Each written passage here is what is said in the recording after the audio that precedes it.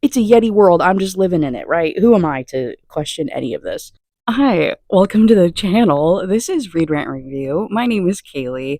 I read books and then I give you rant reviews and I just yap about the absolute insanity that I somehow inevitably find on my Kindle Unlimited page, or that I get recommended by one of you little crazy sicko frickos, or something adjacent to that. I am currently on my honeymoon, and we were going to Alaska. We're on like a cruise ship, and we're going to go to Alaska. It's going to be this like beautiful thing.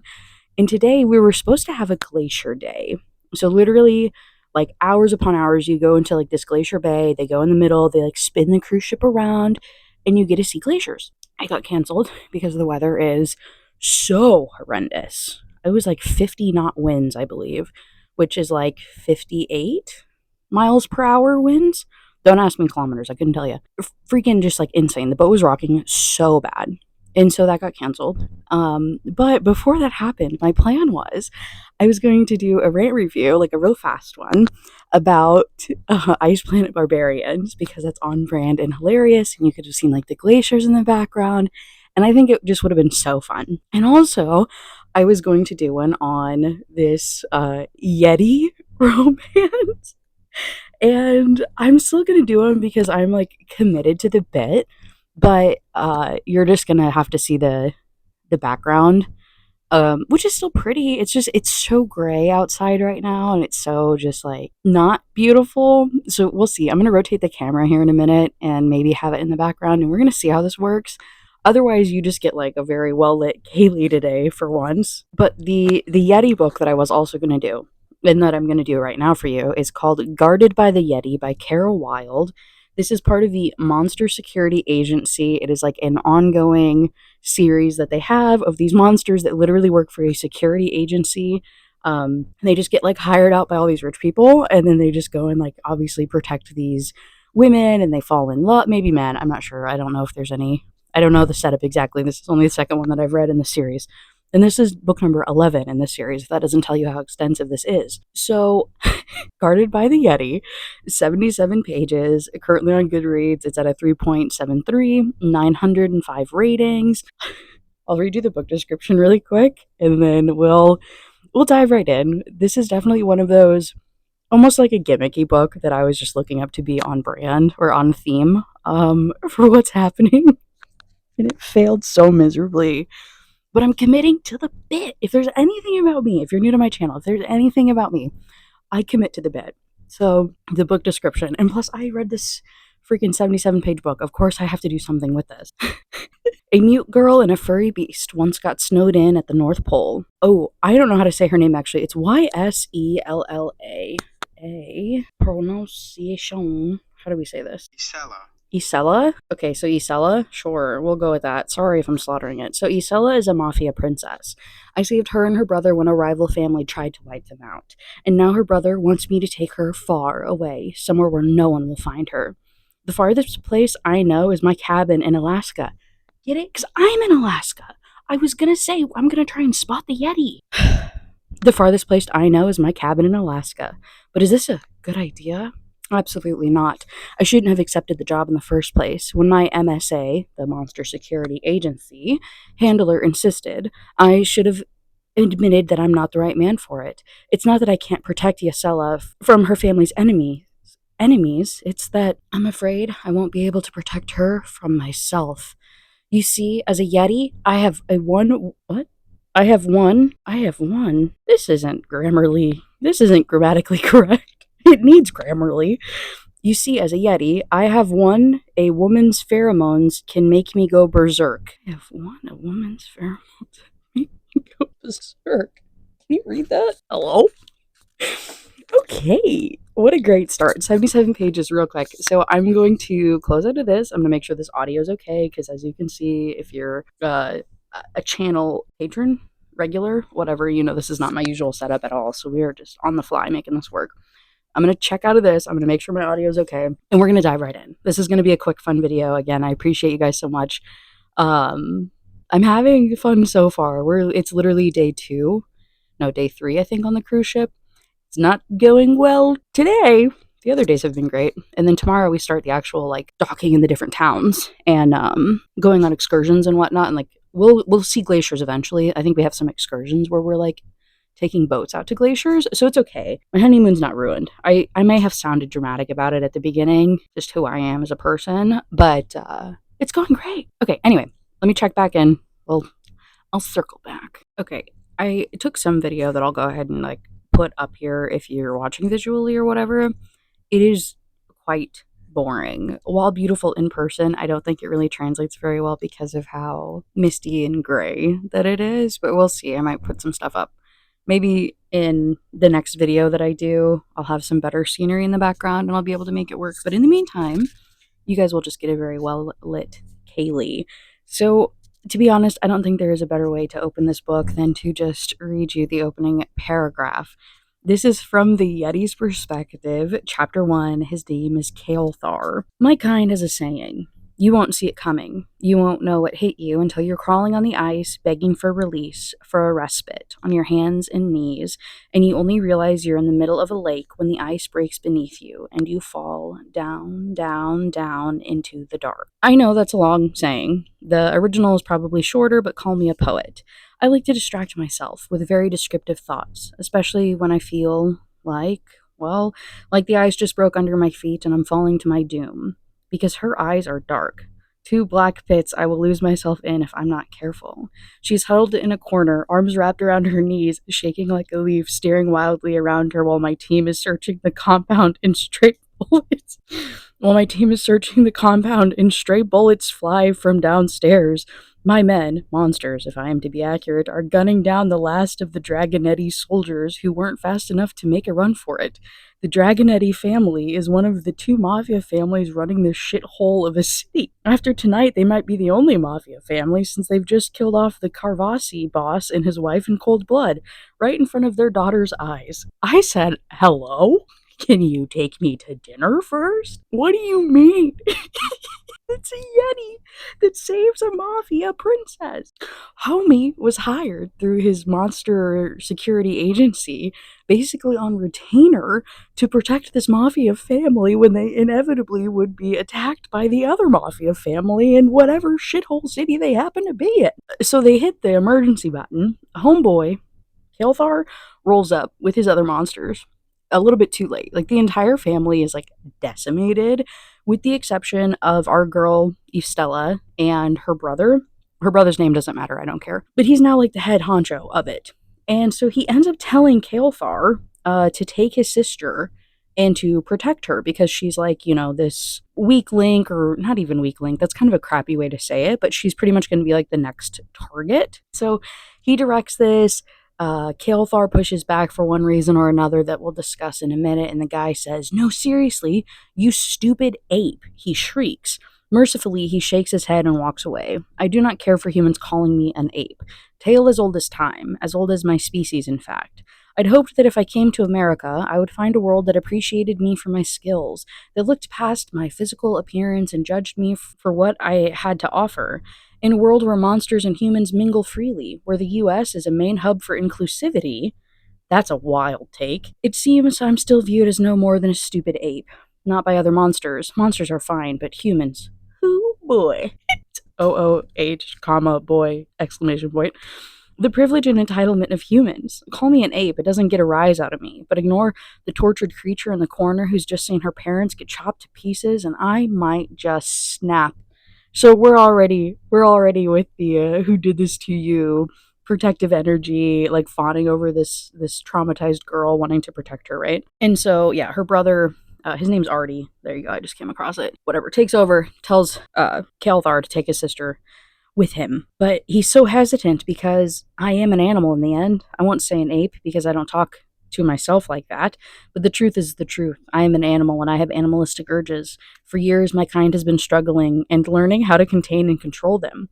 If a Yeti gets too close to a female of any species, and then that Yeti might just go berserk. And that's why I cannot take the beautiful Isella away. I would have to guard her from myself. So he tries to push back. Artie, the new mafia boss, Yacella's brother, calls the monster agency this guy has more money than God, right? And so he says, chop chop, Mr. Yeti Man, legitimately take this girl, like, make him do it. Mr. Yeti Man calls his handler and he's like, hey, yo, seriously, I cannot. And she says, why? And this is when I realized she doesn't know the particularities of my species because I never told her, and I never will.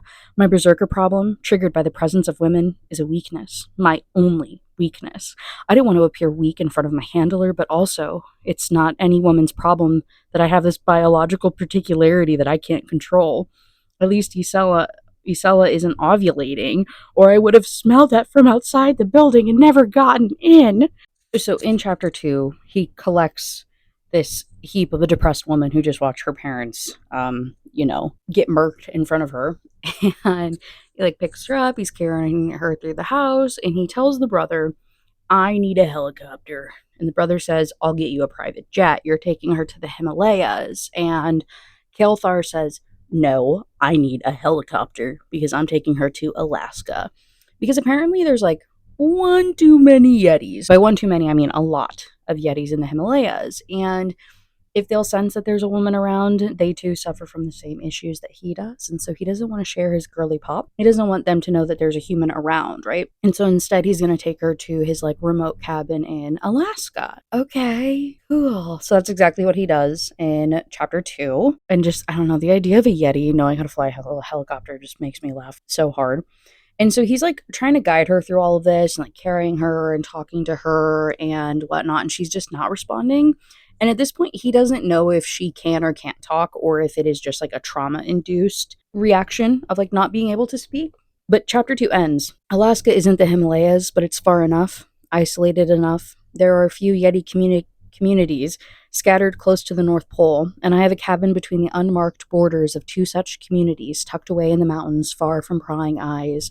What Isella does not know is that I have to protect her threefold from the Dragonettis, from myself, and from the Yeti males that might catch her scent. Dun, dun, dun. Chapter 3, they arrive at the cabin and he's just describing it. It's a little old, it's a little dusty. He doesn't go there too often, but he tries to like keep it in good shape.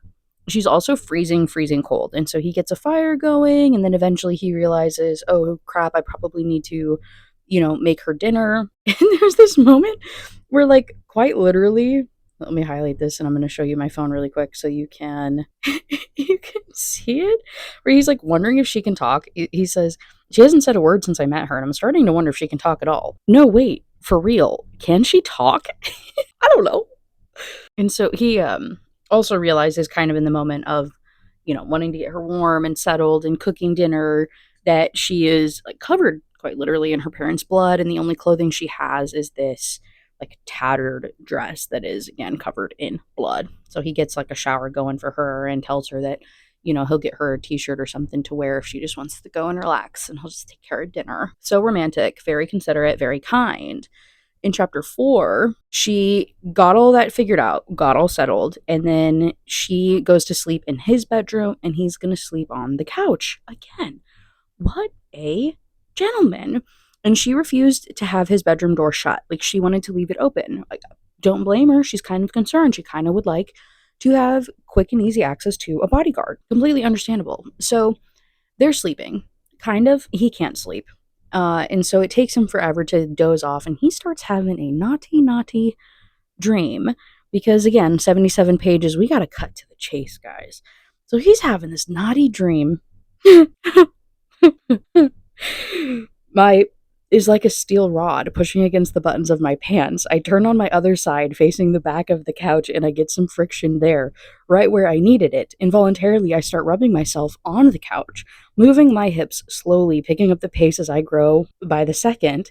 It's not enough. So then JD Vance's dream is interrupted by Isella, who happened to be awake. Maybe she heard some of this, couch fuckery going on. She comes out there and she starts like touching on him and he can't tell if it's a dream or if it's real life or not, and ends up waking him up. He comes to. He gets a little scared because he realizes somebody's touching him, and so he like jerks up and then she like falls over because she gets like intimidated by it and she's like frightened by this large scary Yeti who's like, I think 6'7", if I remember correctly. I'll put up the cover You've seen the cover if you saw the thumbnail of the video. He is just a big MFer. Super hairy, super large, super yoked. I don't know why that was the descriptor that came to my brain. He's got little horns on his head. He's just a little freakazoid, right? Not in a bad way, but yeah, I don't know why I'm caring about offending the Yeti community. What the hell? Anyway, so he's a little intimidating. So she like falls over, and then when he looks at her in the orange light of the fire, because he's has a fireplace in front of him on the couch in the living room, right? In the orange light of the fire, her brown hair looks white. I said, "What kind of color wheel do Yetis use?" What kind of her brown hair with orange looks white? Interesting. I rub my eyes, thinking I must surely still be asleep. Dreams can be weird. Isella, I whisper, testing my voice. She scrambles closer and half climbs onto the couch. That makes me pull away. This is real, not a dream. How do I know? Because her hand grabs mine as if she's looking for comfort. Isella, what happened? She stares at me for a moment and then shakes her head. She doesn't know what I'm talking about. Your hair. What happened to your hair? She looks down at the locks covering her chest. She has long hair down her waist, straight and perfect. Her eyes widen when she notices the color change. Just a few hours ago, it was deep brown, and now it's completely white. Not a trace of the original color. She covers her mouth with her hand, even though no sound comes out. Now, more than ever, I'm convinced that Isella is mute. She shakes her head more vigorously, and tears bloom in her eyes. No, it's okay. I say, reaching for her and drawing her fully onto the sofa next to me. I don't know what I'm doing. It's okay. You're beautiful as always. And so he's like trying to comfort her, and he's like, "Hey, don't worry, I heard this happens to some people when they go through a lot of trauma, that their hair turns gray, and you went through a lot of trauma today, so maybe that's what happened." Said, maybe at the root, her entire hair transformed to white. Okay, that's fine. Hey, it's a Yeti world. I'm just living in it, right? Who am I to question any of this? And so she keeps trying to touch up on him and feel up on him. And he's like, "Hey, I said no, we need to respect each other's boundaries. I'm your bodyguard. Your brother wouldn't approve." She cuts me off by taking my face in her hands and pressing her lips to mine. I sit still. Everything inside me is screaming. This beautiful creature is all over me, showing me that she wants me. She can't speak, but she surely knows how to express herself through body language. I'm not an idiot, though. I understand that the mental state that she's in is pushing her to do this.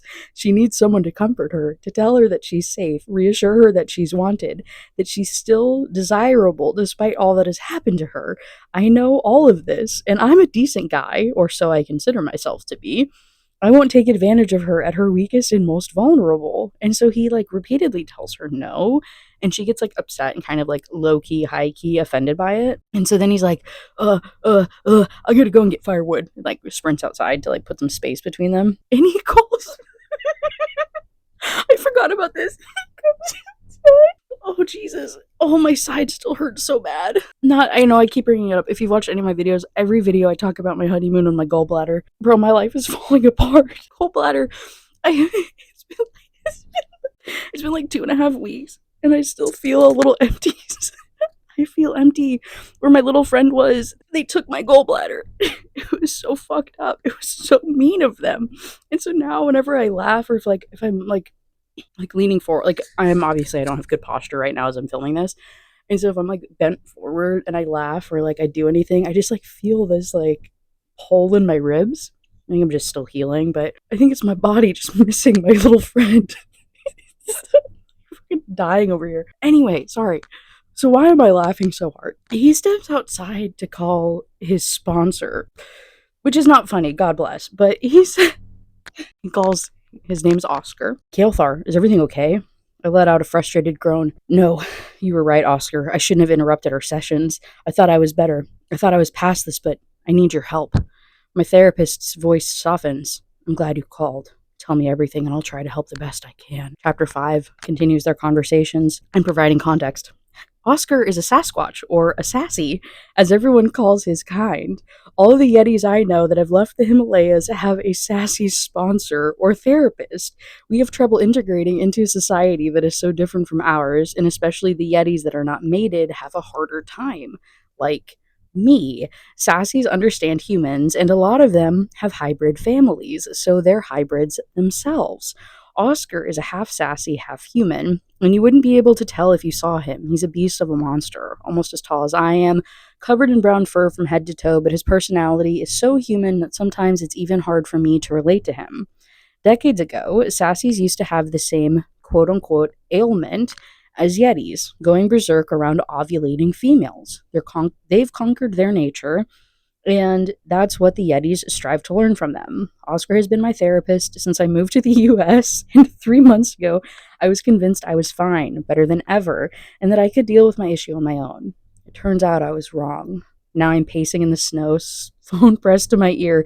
It's embarrassing to admit that Isela is making me doubt I ever made any progress. So Oscar is like, walking him through this. He's getting Oscar caught up on everything that's going on, and he's like, dude, I believe that if you truly thought that you were a danger to this woman that you're protecting, you would have told your handler and refused the job. Knowing that you'd be so close to your client, sharing such a small space, you wouldn't have risked it. You're a good man, Kelthar. Despite the challenges your biology is throwing at you, I believe you accepted the job because you need companionship. And because the pledge of celibacy you made a year ago isn't working out for you. So they have this like whole back and forth until he kind of just accepts that maybe he's not this total piece of crap and maybe he can handle himself and maybe this will all work out and be okay. So when he goes back inside and he runs into Isela, she like looks at him all questioningly. He's like, I went for a walk. I needed to clear my head. Listen, about before, it won't happen again. It can't. You're my client and I'm your bodyguard. I will keep you here, safe, until your brother lets the MSA, Monster Security Agency, know that we can return and that we won't ever see each other again. And then we won't see each other ever again. So he says this to her. She pouts a little bit more. And then he goes to find a piece of paper and a pencil for her to be able to communicate with him. And the first thing that she writes down is, I want to play the piano. Piano? She gives me a broad smile, straightens her back, and starts playing on an imaginary keyboard. Right. I assume it helps you take your mind off the terrible things that she's seen. Her parents being chopped into pieces right in front of her. Playing the piano is your escape. She nods, and that seals it. I can't say no to her. I don't have a piano, and I don't know where to get a piano, but those are just details. Okay, I'll take care of it tomorrow. She throws her arms around me, and I'm too slow to pull away. Correction. I don't pull away because I don't want to. She clings to my neck and I let her. I can't deny that I would love to hear her play. And so in chapter 6, Kelthar, he has a helicopter, but he decides that he's going to travel to this like Yeti village via not ATV. What do they call it? Not a jet ski. Hello? We're in the snow. What is this called? Snowmobile. Wow. Can't believe I forgot that word. Am I okay? I don't think so. So he gets on his snowmobile. I'm not sure how he's planning on taking a piano across the Alaskan environment on the back of a snowmobile. But God bless. So he's riding snowmobile through all of this and goes to this village. He has to pick up food and stuff anyway. And then the people are like, yeah, bro, I don't know. We don't have pianos. What are you talking about? Like, we don't play it. Like, the Yetis are not that they're like anti-people, but especially these villages that are isolated, they're like trying to remove themselves from like human, like culture and ness as much as possible. But the one guy that sells him food tells him, sorry, there's this like really, really cool view out of the window real quick. I'm going to take this photo and show you. So it's been like incredibly cloudy all day. And then there's this like really weird break in the sky where it's clear as day, but it's still really cloudy looking. Hopefully if you're visual, you can see it. It's a very interesting contrast there. Anyway, I got distracted, sorry. So the food guy, supermarket guy, whatever you want to call him, he says, yeah, dude, not here, but if you go to the next village, there is a Yeti family there that they tried to like indoctrinate, assimilate their children to human culture and like have them learn human hobbies. And so apparently they spent like a bunch of money picking up a bunch of different things to like get their kids to do human things. One such things being piano. It did not work out very well. The children did not want to do any of this. And so now the family just has like a whole bunch of human crap that they're trying to get rid of. Primo, right? This is perfect for him. And so he treks back across the Alaskan tundra or Alaskan whatever, even more so, to get to this next village.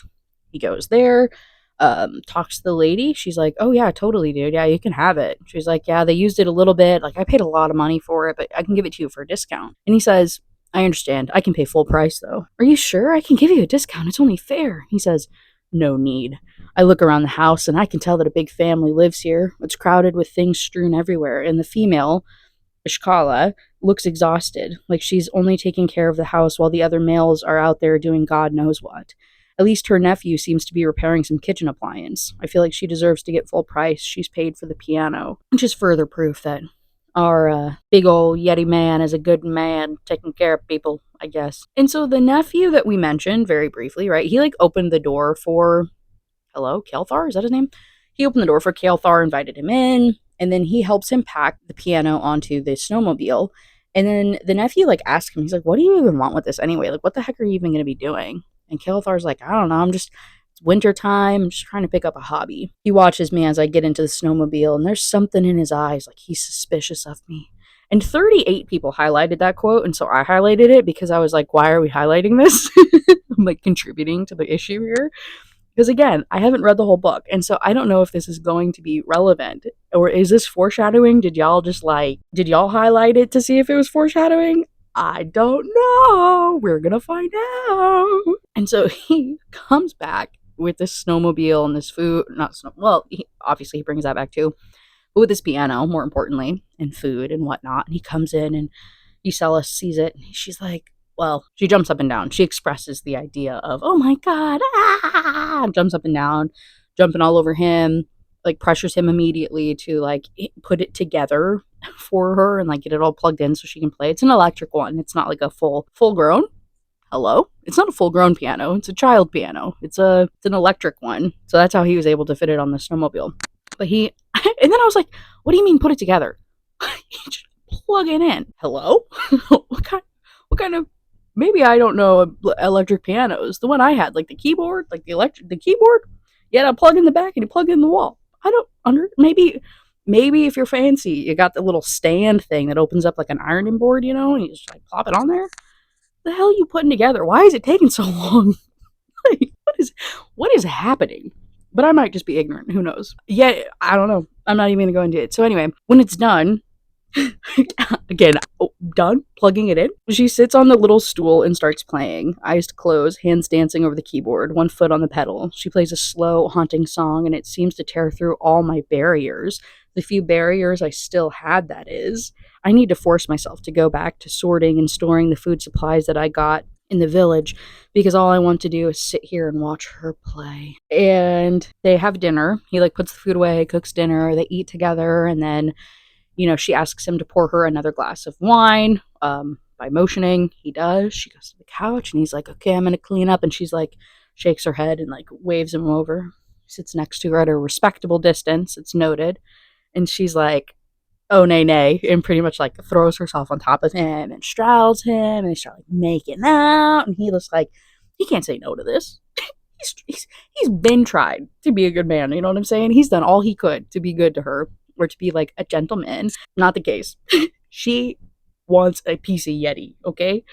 So she's all up on him. And we go into chapter 7, and this is the first time that we get it from her perspective. And this is where I stopped reading, and now we begin to experience this together, which I'm scared, I'm nervous, and that's all I can say. I think that's all I've got. Just very scared. Also, I realized that the mic has a clip. I could just put it on my shirt and just like talk normal, and I don't have to. I need something to do with my hands, I think is the bigger issue. If I'm like not holding it, I don't know. I talk with my hands a lot. If you're new to the channel, yeah, you probably picked up on that by now. And if you're used to the channel, then you know this. I talk with my hands so badly. I literally have to like sit on top of them. Anyway, so this might not last very long because I might get a little antsy. Chapter 7, Isella. With him, I can be myself.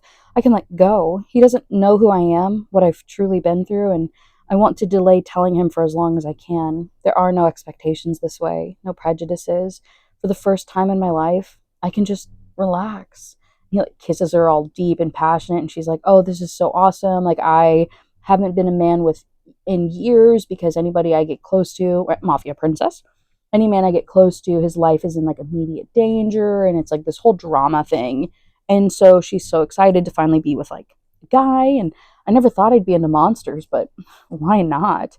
Kalethar is better than any human man I've ever met. He cares about me. He protects me, cooks for me. He even went out and bought me a piano. And sure, he's being paid to do some of that, but isn't getting paid to do the rest, to go the extra mile.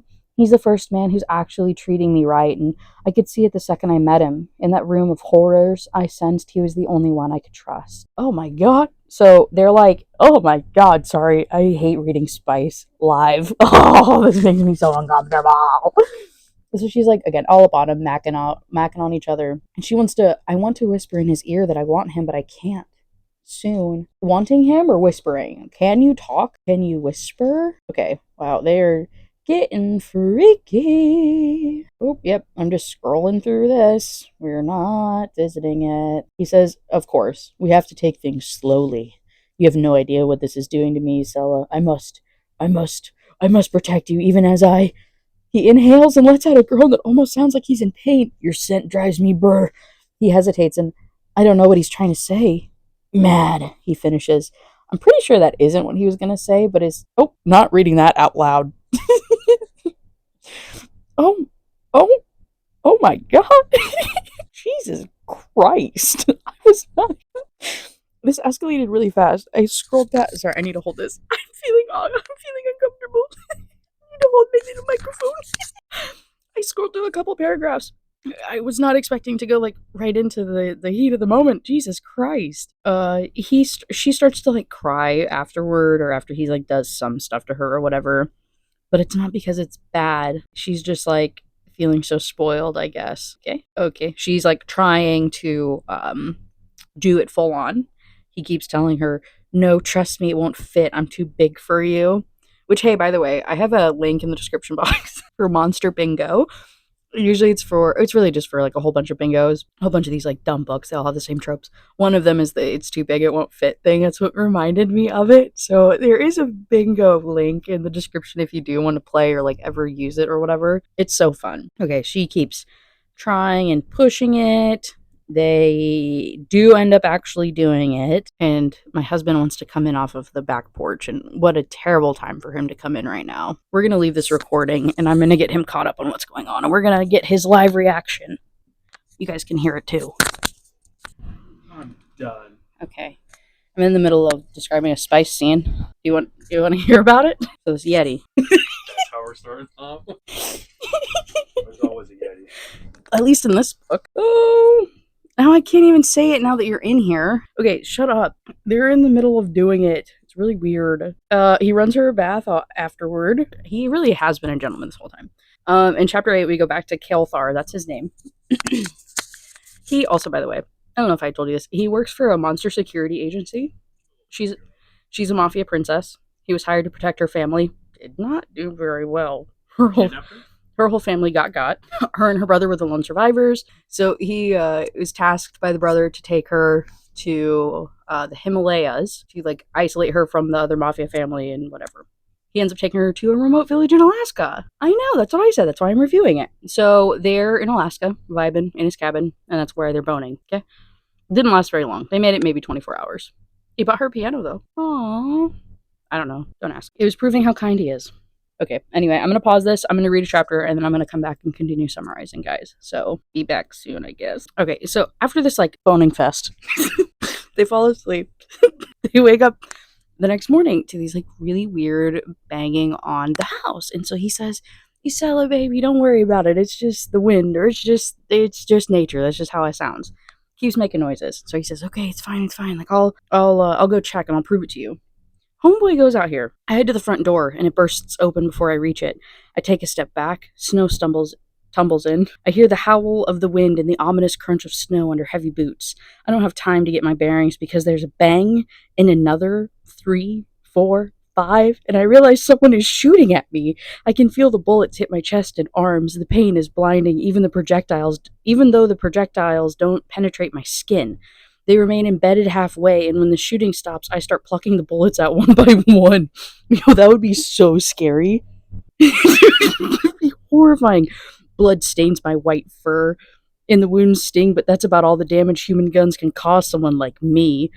Where is she? Men pour in the front door, led by Artie Carvasi, her brother. My first instinct is to crush them all, but I stop in my tracks because I don't understand what's happening. How did you find this place? Artie doesn't answer, and he doesn't need to because I can see the two Yeti males behind his small army of men. I recognize the Yeti whose aunt I bought the piano from yesterday. He must have followed me here, asked questions in Shiverport and Icefang, which are the other villages that he had visited to like get groceries or what the frick ever, until he figured out the location of my cabin. I don't know who the other Yeti is, and I don't care. And so Artie continues to pester him and like threaten him to like shoot him and, you know, end his life. And he's like, dude, I don't understand. She's safe. Isn't that what you wanted? And Artie says, she did it. Officially, your job is done. Over. Get out of my way. And instead, he goes Super Saiyan. I don't know why that keeps being my default word for these things, but he goes all super combative and starts beating the ever-loving crap out of all of Artie's men and going after these other Yetis and whatnot. When one of them sees Isella running from the house, she like went through the back door, got dressed, she's booking it. Everybody starts chasing after her. Like I said, he ends all the men, but now there's two Yetis chasing her into the woods.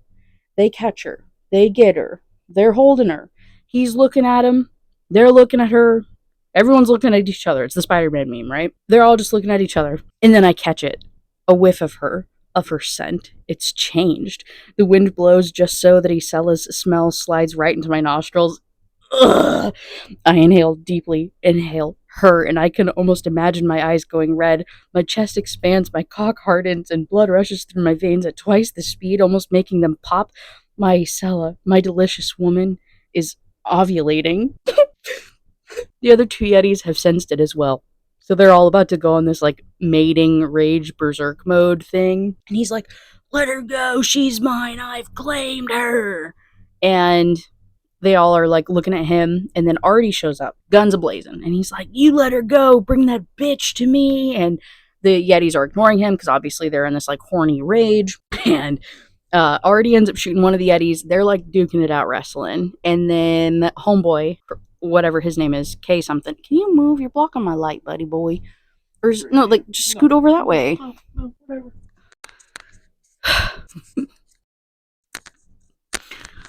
So Artie's wrestling with one of the Yetis. Carousel, what the hell is his name? Kael'thar. I was close. Kael'thar goes after the other Yeti. He ends up like obliterating the one. He doesn't kill him, just like disfigures him. And then he looks over.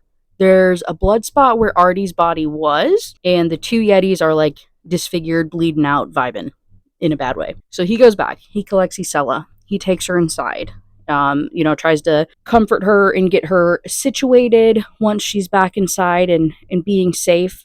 He's reflecting on everything as he collects the two Yetis and brings them to the town because he wants to drop them back off into the town. I don't know. I don't care. But he's thinking. Artie Carvasi, you like how I say the name different every single time, came to find his sister to kill her. He enlisted the help of two Yetis, not knowing they would turn against him. He's dead behind my cabin, and I just told Isella to get herself inside, not even thinking about what the sight of his mangled body might do to her. In the span of 2 days, or has it been 3, she's seen all the members of her family murdered right in front of her, and I, for one, am no closer to understanding what the fuck is happening. And so, when he returns, she's like wearing his t-shirt, hanging out at the fire, vibing, poking it with a little stick. Jeez. He comes running over to him. He says, Isella, I can't hold back. I want to, but I can't. My chest rises and falls, and the more I try to tell her what's happening to me, the more I warn her, my thoughts splinter. I will take you. I have to. I won't be gentle. I'm sorry. She lifts her chin, and then her eyes flicker with determination. So then take me, and don't be sorry. I blink, confused. She can speak? She's not mute? What the hell? She takes off her t-shirt and throws it on the floor. She stands before me naked and perfect. Who cares? Now that I know she can speak, I'll make her scream my name. Hell yeah, brother. Chapter 9. Isella. It's quite literally just them boning the entire time. The only thing I have highlighted, which I regret highlighting to read aloud to you, but it made me cringe, and so I have to share it. The head of his pushes into my cervix, and my vision goes white. And I scream and plant my hands on his chest firmly. He thrusts again, And to stop him, I dig my fingers into his wounds, and that gets his attention. What the fuck do you mean pushes into my cervix? That sounds horrendous. And so then they just keep doing it, right? And then I stare at this monster that's practically drenched in blood. His wounds drip all over me, and I'm slick with sweat and his blood, and it turns me on even more. And I know it's wrong, sick, but I can't help it. I'm a Carvasi after all, the only Carvasi left alive. I'm not innocent by any means. I don't think I ever was. Maybe Kael'thar thought I was innocent, but when this is over, when he empties himself inside of me, and hopefully can think straight again, I will tell him the truth. Will he reject me? Not a chance. Not after what we've been through. Now I know the sight of blood makes us both want to fuck. We were made for each other.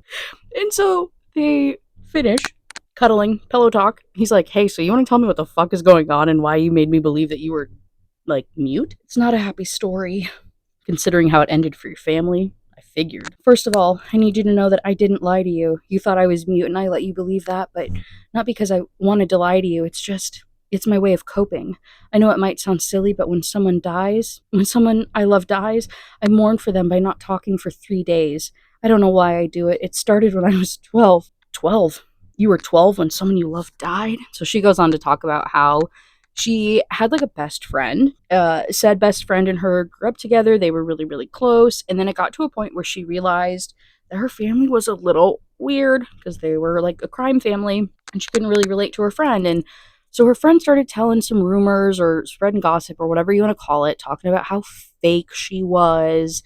And she talked to her family about it, like kind of crying and upset about this whole friendship loss. And then it's like literally 2 days later, her best friend slash ex best friend slash whatever's house burned down and the whole family died. Uh-oh.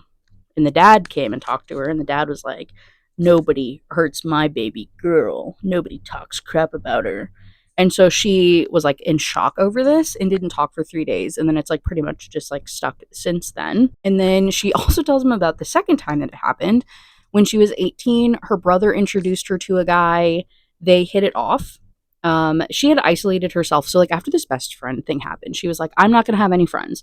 I don't want to be close to anybody. I don't want anybody, to get hurt because of me ever again. So she isolated herself for like 6 years. First person she gets close to is a guy that her brother introduced her to, and she falls deeply, madly in love, right? Obsessed with him. Dude cheats on her, and brother finds out. Brother sets guy's house on fire. His whole family dies as well. And so in that moment, she was like, okay, I literally am going to isolate myself. And so that's what she's done for the last 3 years. And Carthol, homie, Yeti, he says, I'm so sorry, you didn't deserve any of it. I know. That's why I don't regret what I did. What did you do? I'm pretty sure he knows that I'm going to confess, but it doesn't make my confession any easier.